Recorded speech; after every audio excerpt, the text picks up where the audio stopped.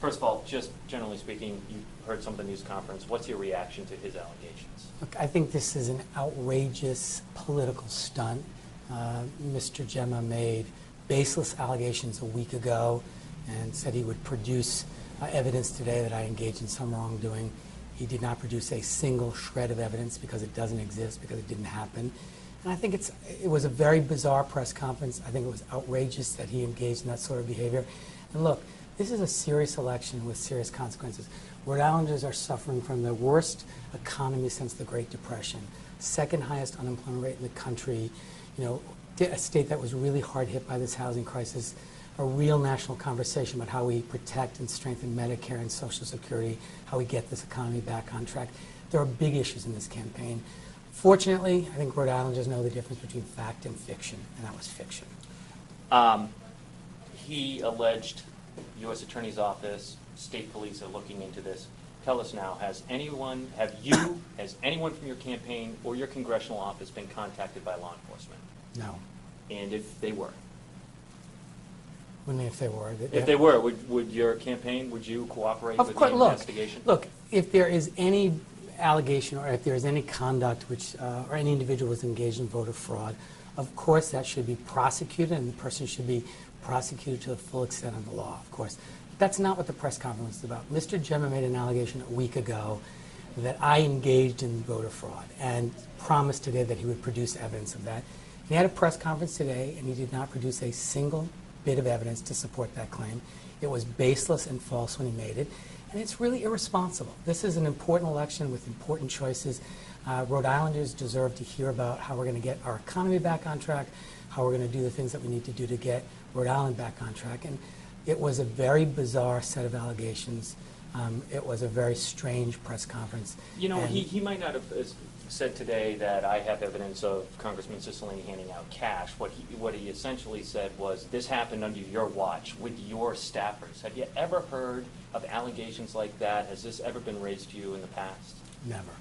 And if it were raised, if anyone who worked for me on a campaign engaged in any of that behavior, they would not work for me, period. A couple of specifics here. First, Gemma called on the Secretary of State to freeze mail ballots until this whole thing is worked out. Do you support that? Look, I have tremendous confidence in the Secretary of State, the city and town boards that are responsible for mail ballots, anything that will ensure that the elections are done properly and with appropriate safeguards, I support, of course.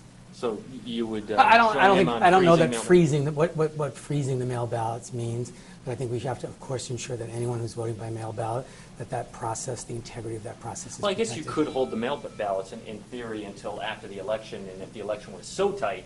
I think that's what they do. I think mail ballots are counted at the conclusion of it anyway, okay. so that's the main Couple of specifics. A woman named Hermania Garcia spoke with reporters afterwards. She said she was volunteered, worked for your campaign 2002, 2006, and she witnessed someone from your campaign coaching underage kids how to vote. Can you tell us if this woman, have you ever heard of her name, if she ever volunteered to work for your mayoral campaigns? Tell me the name again?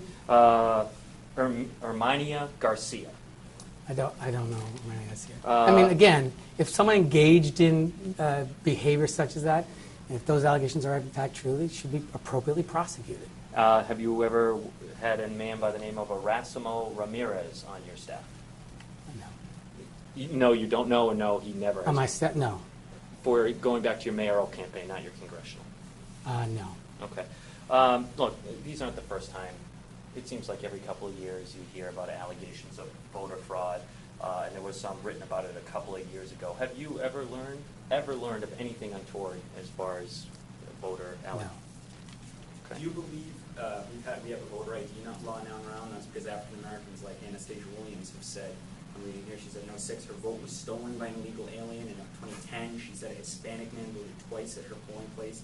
She said people hire recruiters, someone named El Macho. I mean, you know, do you think this is true? Do you think these are just rumors that get passed around Rhode Island?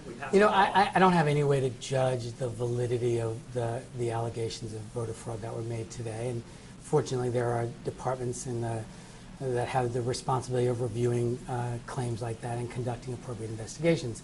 And of course, if any of those activities occurred and people engaged in voter fraud, they should be prosecuted and held fully accountable. But I return to what this press conference was about. We're in the middle of a congressional campaign.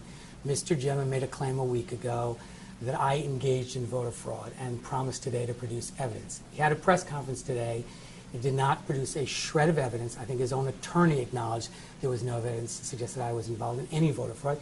And that's to make a baseless accusation like that and to hold this bizarre press conference and then not to produce any evidence, because of course it doesn't exist, is really irresponsible and does a real disservice to the voters of the 1st Congressional District who have an important choice to make in this election. You know, here could be an issue, though, for many people out there, right or wrong, fair or unfair, it could ring up the truth. Are you concerned that despite, maybe you say it's not true, despite that, are you concerned it could hurt you in the end? Look, I have tremendous confidence in the voters of Rhode Island. I think they know the difference between fact and fiction, and this is fiction.